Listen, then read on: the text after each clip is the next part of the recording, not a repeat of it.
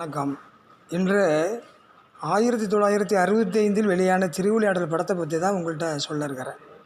அந்த படத்தில் மிகப்பெரிய வரலாற்று பிழையை ஏபி நாகராஜன் அவர்கள் செய்திருந்தாங்க. ஏபி நாகராஜங்கிறவர் கதை வசனம்லாம் எழுதி படத்தை இயக்கிறது தான் அவர். இந்த படத்தில் நடித்தவங்க யார் யாருன்னு பார்த்திங்கன்னா, சிவாஜி, சாவித்திரி, நாகேஷ் போன்றவர்கள் ஆவார். பாடல்களுக்கெல்லாம் பெயர் போன படம். இப்படிப்பட்ட படத்தில் தான் ஒரு வரலாற்று பிழை என்னென்னு பார்த்தா, சிவாஜி மனித உருக்கொண்டு பூமிக்கு வரும்பொழுது விறகு வெட்டியாக வர்றவர் தன்னை அறிமுகப்படுத்திக் கொள்கிறார் பிறரிடம். அப்போது, எனக்கு 2 புஞ்சாதிங்க, ஒருத்தி தலையில் உட்காந்துக்கிட்டு உயிர் எடுக்கிறா, ஒருத்தர் என் உடம்புல பாதி எடுத்துக்கிட்டு உயிர் எடுக்கிறாங்கிறார்.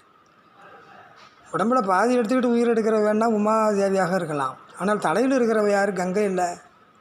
அதாவது மேலுலகத்திலிருந்து பகீரதனின் தபத்தின் பொருட்டாக வந்த கங்கை ரொம்ப சீற்றத்தோடு வந்தப்போ அதை அடக்கிறதுக்காக தன்னுடைய சடாமுடியில் அடக்கி கொண்டார். அவ்வளவு தானே.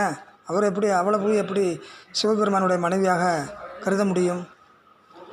அந்த கங்கை பின்னாளில் சந்தனுங்கிற ஒரு மகாராஜாவை மணந்து கொண்டு 8 குழந்தைகளை பெற்றெடுக்கிறார். அதில் கடைசி குழந்தையினுடைய பேர் தான் பீஷ்மர்.